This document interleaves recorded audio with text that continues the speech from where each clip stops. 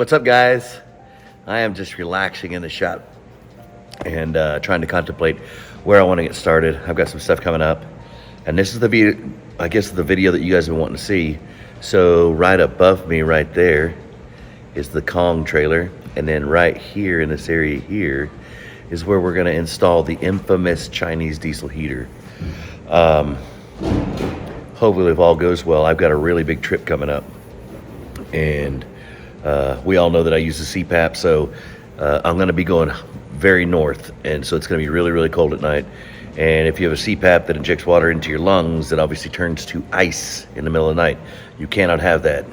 So I am no longer capable of being the tough guys anymore. I have to warm the client in my tent or camper, and so I need to have a redundant system. So obviously I've got the batteries. You know, you guys have seen the battery setup and what I'm running there. I'm running I think 300 amp hours of AGM battery, and then I'm now going to add the Chinese diesel heater to the mix.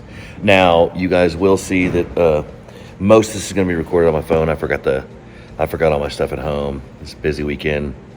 I just forgot. Anyway, that being said, let's jump into it. So this is going to be my basically choice of enclosure for the diesel heater. It's going to be outside, so it needs to be rugged and seal tight when I'm not using it, and it needs to be something that's going to last a while. I've been using these, here you go, Apache cases for a long time now, and they last incredibly well. So this case right here, we'll get the measuring tape. 1 second. Hey, let's see if I can get it to lock on here. So this case specifically is 21 inches wide or 21 inches long, and roughly 13 and a half tall. And from bottom to top, we're going to be looking at about 8 inches. So what this is going to allow me to do is house all the diesel heater and its components inside this. And so when I have it mounted on the trailer, it'll be in this configuration, so that if I ever need to operate on it, I'll be able to open the door downward and not have to hold the lid up and work with it. And the diesel heater will go across here, and then you'll have your pump and your exhaust and intake coming down here. And off this side here is where I'll elbow down and elbow through the bottom of it, and then elbow back into the camper and put my register for the heater. The reason why I'm doing it like this is, again, at the front of the trailer, you'll see this back box right here contains my AC unit. Well, and some tie straps and D-rings and all kinds of stuff. At the same time, I want the heat to come from the front as well, above my head. And then in here, my Kong is not like everybody's Kong. This Kong, and yes, those gaps are there specifically for ventilation. That's a battery system up there. And so I didn't want it completely sealed. But it allows me to have my 2 batteries over there, and then I've got a cubby hole in this area for storage. But I want that register to come out in this area so that it all blows this way, kind of like the AC does. And so what that'll do is that'll keep everything in the same direction, and at the same time, I can vent the windows on both sides, obviously, and allow airflow to continue, and it allows me to run that heater at a higher volume, and we'll talk about that in just a second. Now we'll zoom in here, but here's the heater, and what I chose was right there. The Vevor car parking heater. It's a diesel model. It's the WF5001 12 volt 40 watt 5 kW heater. And the reason why I chose this is because there's an 8 and even a larger, and I think that's just a little bit big for my camp trailer. And the reason why I said it is it's pretty well insulated, so it doesn't take a lot of heat to start creating extra heat in there. And I've got a ceramic heater that I use as well So I'll be able to rotate these systems between long trips. That way I can maintain diesel. Now it comes with a 3-liter tank, but I want to be able to go each night. And one night I'll run the electric, the next thing I'll run the heater, the diesel heater, and that should give me about 8 days of heat cycle before I have to refill the diesel tank for this generator. I mean, for this diesel heater. Now, there's a lot of talk about these things, but what the biggest issue I see and the biggest complaint I see is they have a lot of soot built up. Well, from working with diesels every day, owning 2 diesels, understanding the ins and outs of them, generally that's from under idling them or running them low. So a lot of times what they'll say is, you'll see where people will instruct other people that when they're running them, make sure that, hey, before you turn them off, crank it up to high for about 20 minutes and let it burn the soot out. Well, most people run it really low because they're in a small camper or a small tent. And what that does is that allows so much accumulation of soot developed inside the heating chamber that they get clogged up and don't want to run. Well, that was my thought about the 5K. And so the reason being is I want to be able to run this thing at about mid-level, halfway through the heat cycle. That way it's burning real efficiently and I can allow it to run efficiently at that volume and just open the windows and let it vent out. Therefore, when I need to turn it off and shut it off, I don't need to run through a shutdown process or soot burning off process. So just mental note, guys, if you guys are having with your diesel heaters, generally it's because you're running them far too low. So what I would suggest to you is, as long as it's not raining or something like that and you have moisture coming in, if it's in a tent or whatever, you need to crank these things up to a mid-level output and then open a larger window or open 2 windows. Now, I know that sounds counterintuitive and productive for what you're doing, you're heating the space, but these heaters running at mid-level would heat your spot no matter what. And I know you feel like it's wasting it, but at the same time, you can run about 9 hours a night on a 3.5 hour or 3.5 liter tank, diesel tank, and get almost 4 full nights out of it. So that being said, you don't have to remember about the soot issue, and you don't have to remember about heating it up before you shut it off, and you don't have a lot of headaches when you're trying to run them. And when you get out in the middle of the heat or in the middle of the cold and you really need to depend on it, it doesn't fail you.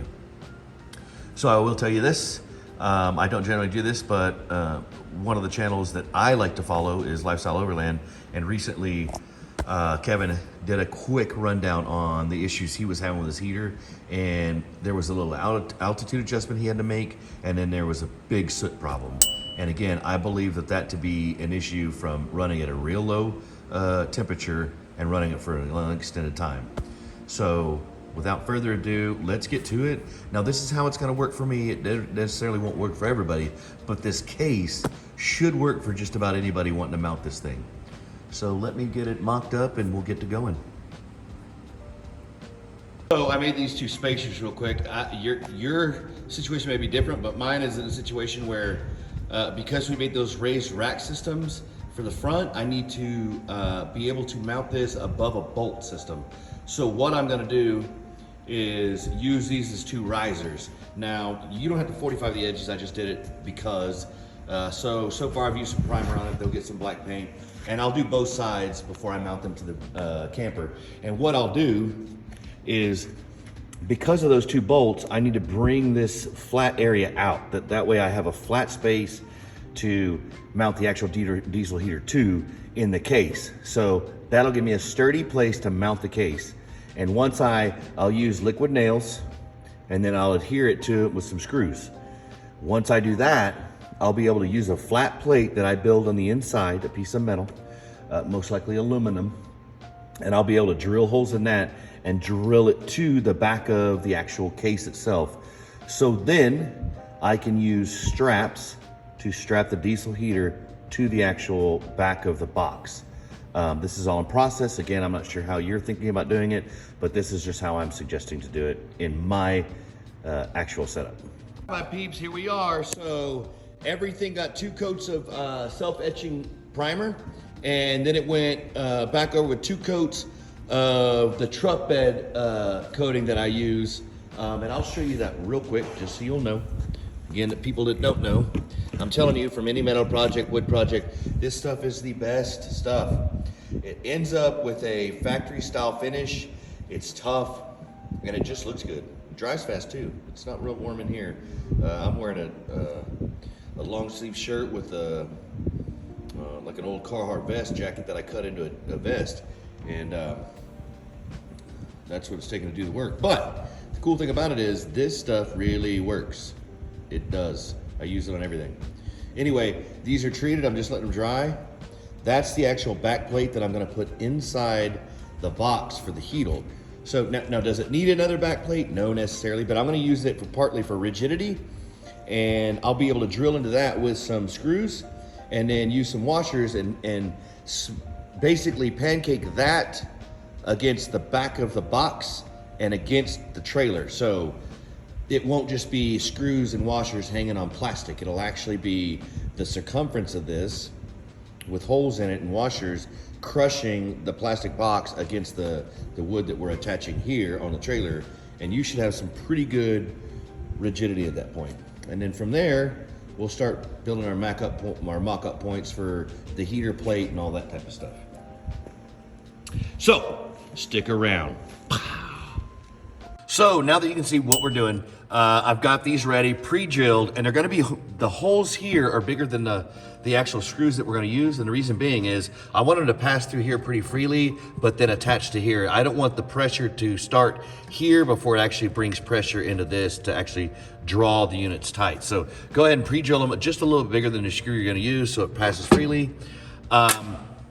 And what I'm gonna do is, now you see that the bolts are there, that's what I'm having to basically figure out a way to bypass without having to take them off or do something different with the mounting system. I'll be able to do this, and if you look like this, you'll see that we bypass that.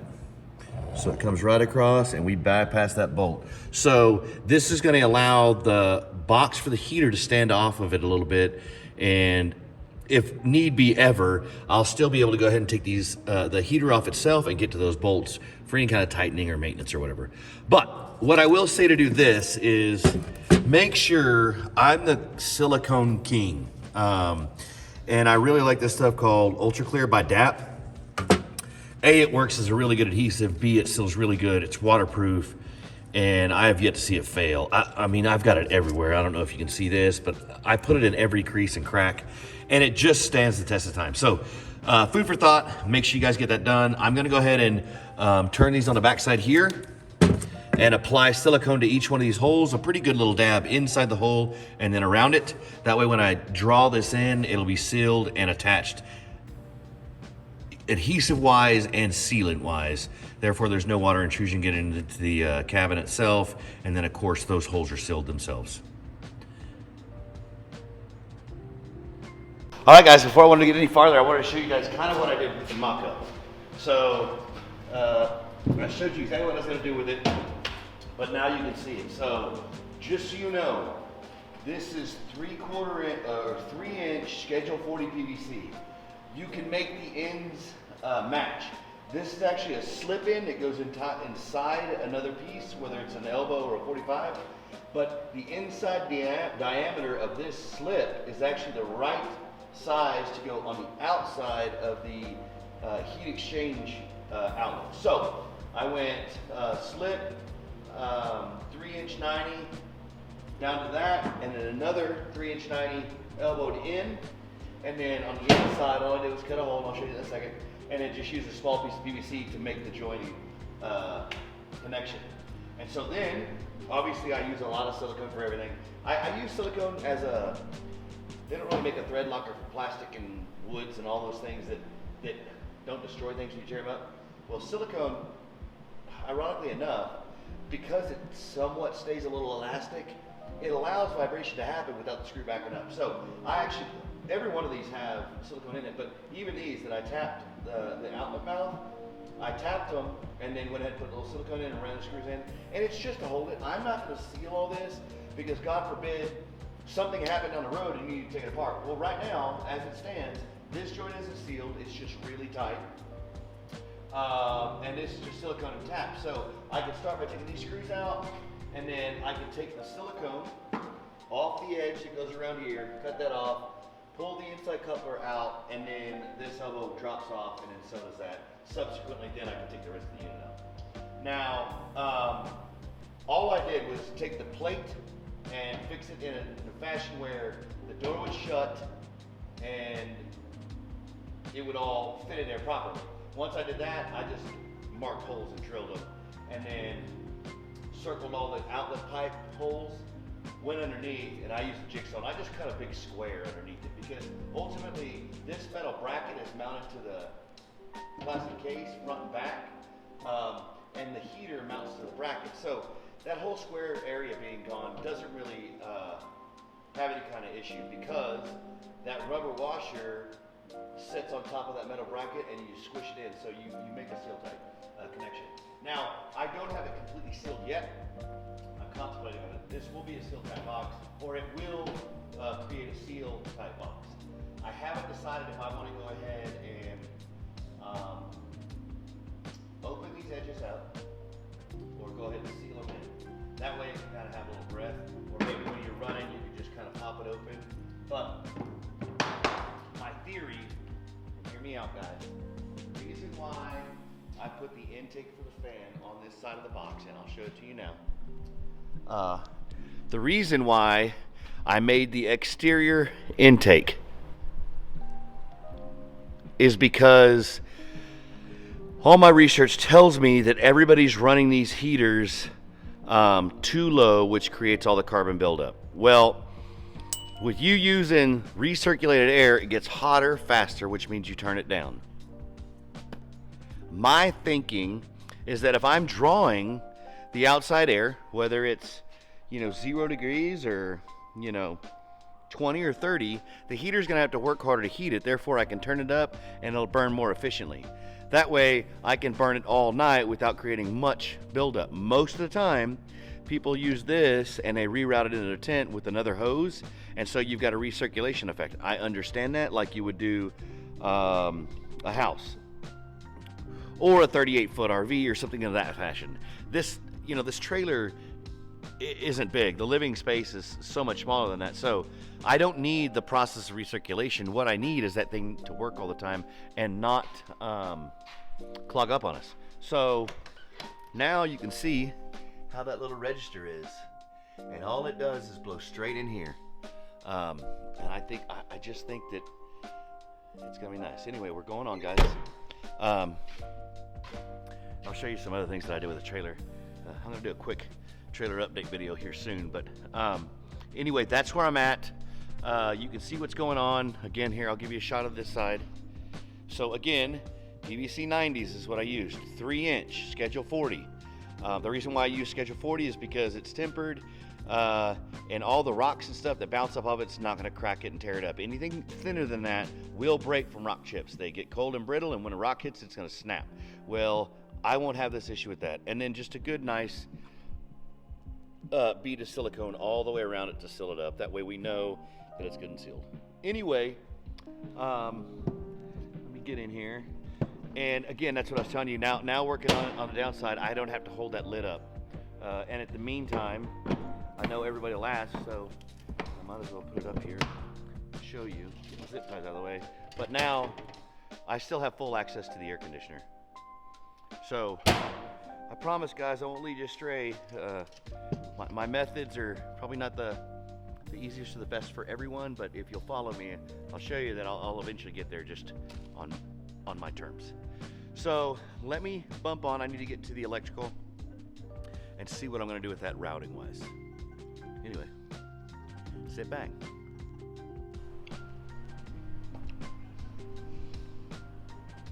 Okay. Fast forward. So I got the electrical done, and I kind of bumped into a few things, but I found a couple issues, and I want to show you guys. Anyway, this is what it looks like so far. So, obviously, this is not installed, but you see the main feed line coming from the tank, inline filter, and then up in. I left a little slack to just for, we'll call it shits and giggles, kids. That way, if I ever have an issue with the line, I can pull some more up and cut it off and reuse it. But anyway, you can see the way the tank mounts. I'm right here. I've got access to the tank here, so I'll be able to fill it up from that side. And then again, you put the little petcock in, screw it in.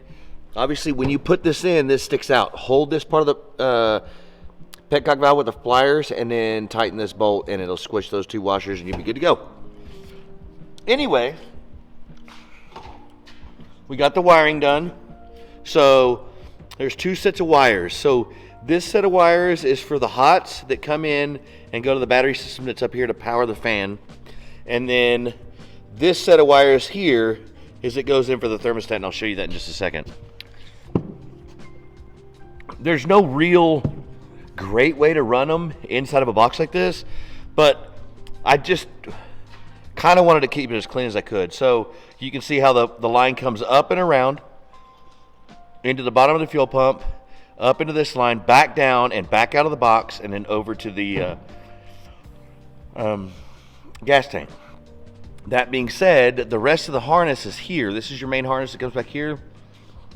And the connections I made, I just put them back here. So the red and black or brown in my case for positive and negative are back here. I just left a little spare and zip tied it up. Same thing as this. This is the line for the fuel pump. There's no reason to cut it and shorten it, so I just rolled it up, made it look nice, and just stressed everything. So when you first open it up, and if you have issues, you can kind of see what's going on. Now, this is the plate I was talking to you about, and you can see how I went ahead and labeled it when I was doing an install. But this is the plate that comes with this heater. And so, again, earlier I told you I just slid it in there and kind of see where it made fit. This is where it fits. I made some new bolt holes for it because obviously these 2 that came pre-drilled were a little far out. But obviously, because that lip is, you know, I don't know, almost 2 1/4 inches deep, it easily clears it. So anyway, that's where we're at. Let me see what I can do to finish it. What I'm doing now, I'll kind of walk you through the issues. So, as all things Chinese, sometimes parts and pieces are missing. What I was missing was the muffler. So, what I'm gonna do is I'm gonna make a bracket that comes up here, bends out and comes up with a hole through the middle of it. So it'll slide over this and bolt into this actual toolbox here in this position, and it'll capture this tube. Therefore, I can understand that there's, you know, a good hose clamp and stuff, but I want to capture it. And the reason why I want to capture it is you can see what'll happen like that on the trail. So once I go ahead and slide a capture bracket over this and bolt it in, it'll be solid as can be. So we want to do that. From there, I need to install the intake tube, and I'm going to install it down here and install the intake filter. I'll probably do 2 brackets and build them kind of similar. I'm not sure yet. But then other than that, I need to plug the power into ground and positive, and then add a little fuel to the tank, and it'll be fire time. So stick around, man. We're almost there, guys. Woo! All right, guys, here it is. I've knocked it out. So it is complete. I wanted to show you those capture brackets I built. So basically, all it's doing is just keeping everything nice and controlled. Like, there's a little bit of movement in there, but it's not going all over the place, and you can see it's steady. Plus it keeps it away from the things that I don't want it to, in case I fire this thing up and forget to, I don't know, go and check the smart things. We all do it. We all make mistakes, but that's stuff that I just want to make sure that doesn't happen. And again, I believe that capturing them will help mitigate what comes loose from rattling on these trails. And again, you can see I did the same thing with the actual intake tube. Okay, and I brought it through there, then I clamped it on there, and it means to hold it in place. Like I said, here's the gas tank, and then here's the system intake. So I'll let you see it. One thing to note, I want to make sure everybody understands this. I had this orientated the wrong way, but I quickly, when I set it up to pre-prime the system to get fuel, at least in the fuel pump, it was wanting to push it the wrong way, so all I did was reverse that bracket and flip it upside down. So make sure the plug side is up, guys. On all these diesel heaters, the electric pump, the plug side faces the moon. Okay, but anyway, that's it in a nutshell. So let's go in and fire it up real quick. I think I'm gonna set you down, let you take a look at it for a second, and then I'll be right back.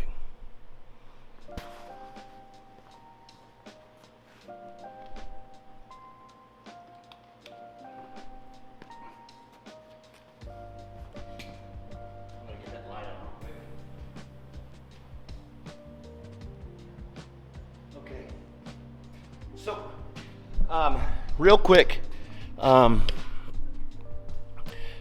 vacuumed up, but I didn't really have much time to clean anything. But here it is. So this obviously has the thermostat on it, so I'm gonna do this. I'm gonna turn this vent away from itself, so that when it's blowing out air, it blows that way, circulates, and comes back around to get to this temperature. But the first thing you want to do is when you fire it up, let's push power. Okay, it says on. The light fan will come on. The first thing we want to do is hold OK and press this button, the bottom one. Okay, and then bottom one. What in the turkey? Okay, here. Oh. Now it's not wanting to do it. Because what we need to do is we need to go into prime mode. So let me sit you down where I can use 2 hands.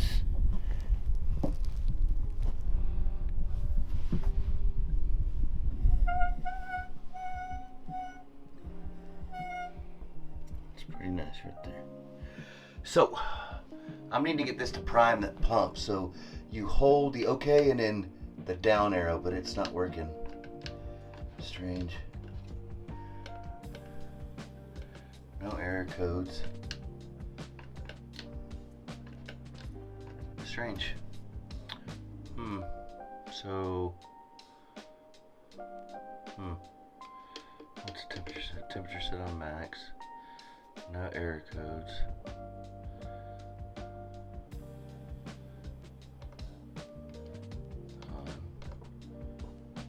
Okay. There's the fuel pump.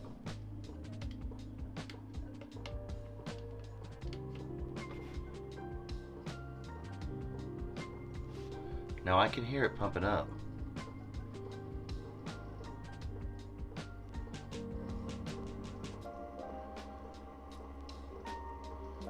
Yeah, I hear some noise out there.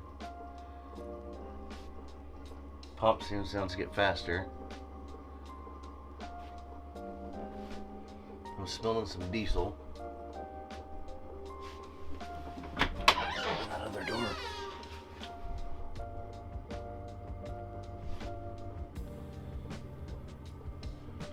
Okay, it's definitely blowing air now.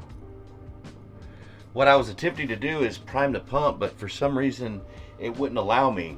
What you do is you press and hold OK and hit the down button, and an H will come up. And when an H comes up, basically that means it's ready for priming.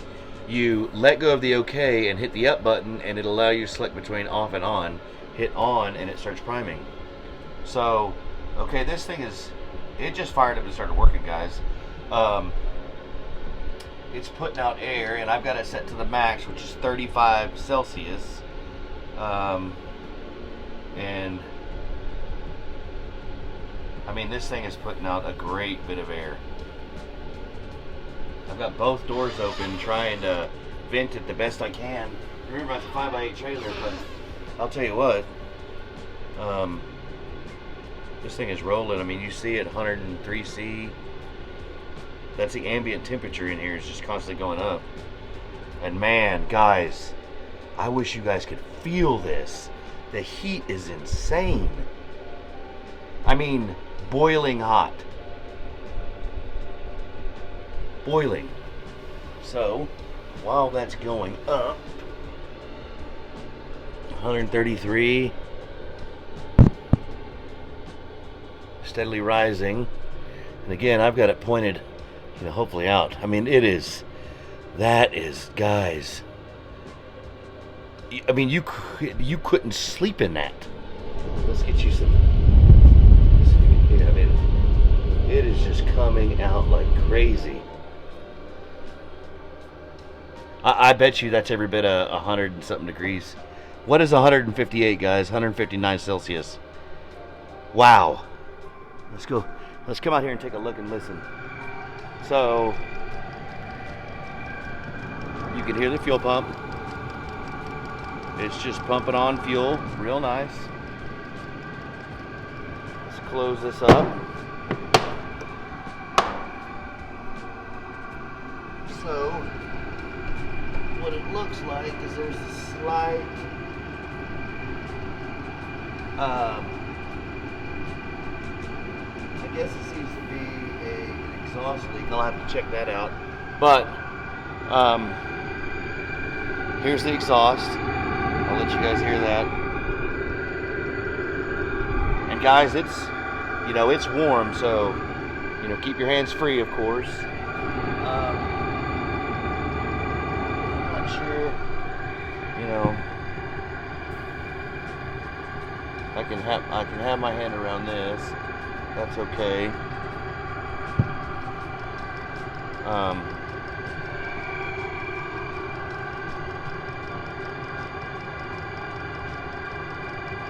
This plate doesn't necessarily feel hot. I mean, you guys can see I've got my fingers on a plate that supports this, and I don't know if you can get a look at that, but you see the fuel just going right over.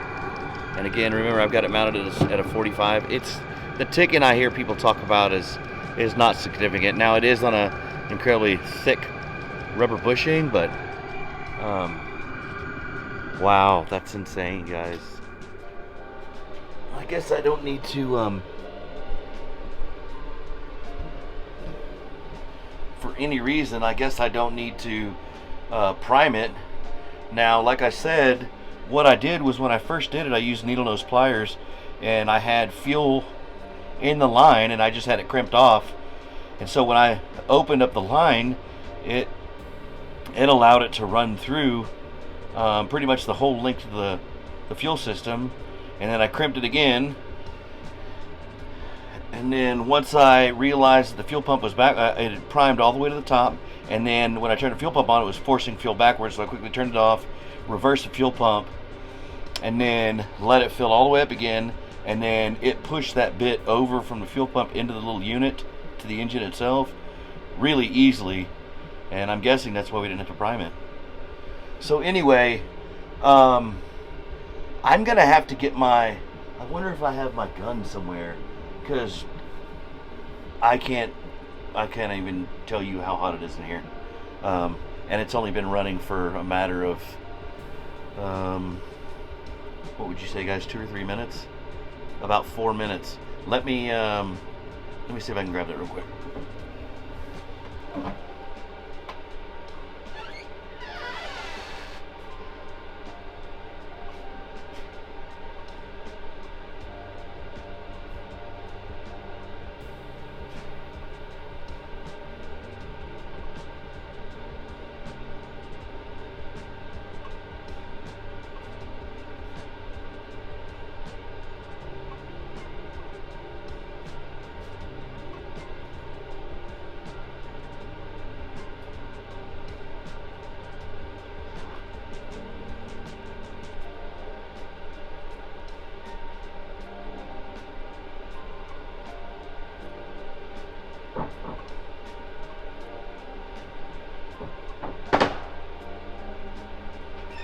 Lucky, guys, I could not find it. Let's go in here and see if we can't take this down. So